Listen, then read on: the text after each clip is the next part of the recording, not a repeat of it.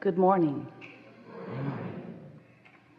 We are extremely pleased that you are here. It is good to come together for the purpose of co-creating. Do you agree? Yes. Co-creation at its best. You're knowing what you are wanting? Yes. It's a good feeling, isn't it? You like when a desire hatches within you? So much has happened before a desire even occurs to you. And sometimes when a desire occurs, you think that's just the beginning, and now you go to the hard work of making that desire a reality. And that's what slows it all down. First, that you think it's hard work, and next, that you think that you have to make it a reality, and next, that you don't understand that the momentum has already begun and is well along the way. And that is the reason, in fact, that you even received the idea or the knowing of your own desire. Sometimes your desires come and they don't last very long. And the reason they don't last very long is that exhilarating feeling of new life that they are meant to feel like. The reason that that doesn't last is because you let the reality that has already manifested overshadow this new budding reality that is in the process of turning from a vibration to a thought when you received it as a desire, and now from that thought desire into the physical equivalent. We really want you to get the sense of how vibration turns to manifestation. It's a question that mankind has had for such a very long time, because you have a hard time seeing the very beginning of this magnificent time-space reality that you are now living within. It's hard to go back and understand that everything that you are seeing and hearing and smelling and tasting and touching was at one time a vibration that was conceived of by a creator not so different than the creator that is now you. And so we want, in these hours that we are together, to convince you that you are a creator, that you can be a deliberate creator, that you can understand the laws of this universe. You can get in sync with the laws of the universe. You can tap in to the frequency and to the momentum that is you before you even became this physical being that you know as you. We want you to benefit by the momentum, the leverage, the clarity, the power of your beingness, and not rely so much on only the action that you or others are able to offer. Things that are happening in your physical world aren't about the action. Oh, action's fun. And we do not disagree with you that action gets things done. You can move things from place to place. We understand how that goes. But we want you to tap into the greater power, this energy that is the inspiration for the action.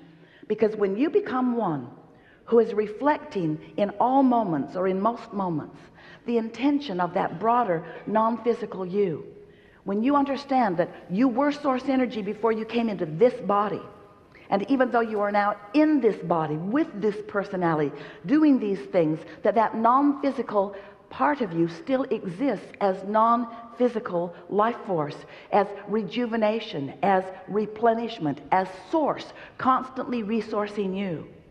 So often you forget that, and so you're just banging around in your physical action, not taking the time to tune to that current. And then you measure yourself with others who are doing the same thing, and you accept very low standards of accomplishment, low standards of the way you feel, low standards of happiness. You put up with negative stuff. You squabble with one another over meaningless things, all the while denying your true power and your true current, which is in fact the reason that you want to squabble. It feels like someone else is depriving you of how you innately know you're supposed to feel. And when you're not feeling the way you are supposed to feel, which is joyful and eager and passionate, when you are not feeling the clarity and the knowing and the love and the life force that is really you, we get how you might want to point at your mother and say, you should have kind of maybe done something different, like maybe hung around with me and paved my trail for the whole rest of my life experience. And then you transfer that neediness, not all of you, well, most all of you, to your lover or to your friends. In other words, always looking, it seems, outside of yourself for the replenishment that only comes from your finding and achieving and maintaining the receptive mode. This is a vibrational universe, and there is a signal that is being transmitted on your behalf, to you and about you. But you've got to get in the vibrational vicinity, just like the transmitter and the tuner that you know as your radio signal. That tower is beaming a signal, but if you don't dial into it, you don't receive. You're not receptive. You don't hear what's being broadcast unless you tune in. And this is the same way. So you were source energy. You came into this body, a part of you into this body, just like you knew you wanted to. It's the perfect process. And you sift through the variety in this new leading edge environment, and you, importantly, come to your own conclusions about what you, importantly, prefer. So when you carve something out that you desire, sometimes, especially in the early stages of it, you're not really even so aware that you're asking for it. Sometimes it's just, you know what you don't want, which is an automatic knowing at vibrational levels of what you do want. So you're launching these rockets of desires and preferences as you are evolving and becoming as this life form here in this physical body. And that emanation of those preferences is all marked by you. It has your vibrational DNA, so to speak, on it. You are launching these rockets, and you and everything that you have been before you were you in this physical body expands because of your exposure to life, because of your sifting and sorting and knowing what you don't want and knowing what you do want. So you're becoming and becoming, but we want to say to you, you've got to know who we mean by you when we say you or your. You, the larger part of you, is becoming because of what you, the physical part of you, is exploring. Your inner being is becoming more and more and more knowing, more desiring of more things, more vibrationally attractive. And what we mean by that is, with everything you ask for, your inner being becomes the vibrational equivalent of it. If you don't have enough money, and you're asking, whether you're using words or not, you are, for more, your inner being, that source part of you that was before you were you and is even while you are you, becomes more prosperous as a result of your asking. Because when you ask, it is given. And there is a part of you that receives what you're asking for and what is given instantaneously. You haven't learned to do that. You've got too many beliefs in the way. You don't let yourself ask and receive. You ask and source gives to that larger part of you, but you say, oh, I don't know. I don't really feel worthy. Or I'm mad about everything that hasn't come to me. Or I'm upset about those who are getting more than it looks to me like is their fair share. Or. In other words, so often you are so busy facing the reality of what is that you don't let the new becoming become. So even though so much happened that caused this desire to happen within you, for just a moment, for a split second often, you receive that desire and you feel the elation of it. You can feel your evolution in that moment, and then we love you so much, you get practical. You face reality, you weigh the pros and the cons, you check out the odds. You don't believe in your desire that is just born.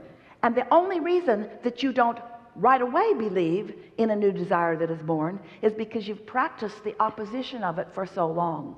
As you've been using as your criteria people who are not in the receptive mode, who are banging it out through hard work and action, who are not using the leverage that creates worlds. Some are, and you call them masters, and some are, and you're amazed at what they accomplish. Some are, and they just knock you over with their clarity and their power and their attractive power, their ability to accomplish and to draw to them. They amaze you and so often confound you, because it feels to you like you mean well. It feels to you like you too are good. It feels to you that you are deserving, or you want to be deserving. But instead of being a vibrational match to what you're asking for, so often you are a vibrational match to what you've got. And things can't change if you are a vibrational match to what you've got. things are always changing, but they keep changing to whatever it is you are giving your attention to. So it's different faces, different places, but more of the same essence. In other words, it's sort of the same struggle for most people because they are so enamored with what is. People say, I believe I should face reality. And we say, we get that. But you did not come to face reality, to regurgitate reality, to document reality, to hold yourself in sync with reality. You came to create reality. You came to create new reality. You came to let this magnificent time-space reality inspire you to improvement, to new preferences, because you understood that if this time-space reality can cause you to desire something, to launch that rocket, you knew before you came into this body that once that rocket was launched, once that vibrational becoming had happened, that your inner being, that which you want to call God, that source that we want to call the resource of that which is everything, will join that thought, and law of attraction will respond to it, and your idea, your vision, your desire, your wanting will become a reality, and you get to be the witness of it. We want you to be the witness of your desire turning to the manifestations that you have asked for. We want you to understand that if you could just understand that that is your work, to witness it, not to make it happen. You don't get into your automobile and ever have the urge to get under the hood and be part of the engine and make it go. I'll just tug along on these pulleys for a little while today. That never occurs to you. You understand that there is another engine, another force, another mechanism, and you do what you are meant to do. You decide where you want to go, and you point in the right direction, and you make the correcting changes all along the way. You guide yourself to where you want to be, and that's what you are wanting to do here. You are the chooser of where you want to be. Law of attraction is the engine that will bring it about. But your mechanism, your function, your success, your happiness, which is the success that we're really talking about, is all about your finding vibrational alignment with what you're asking for.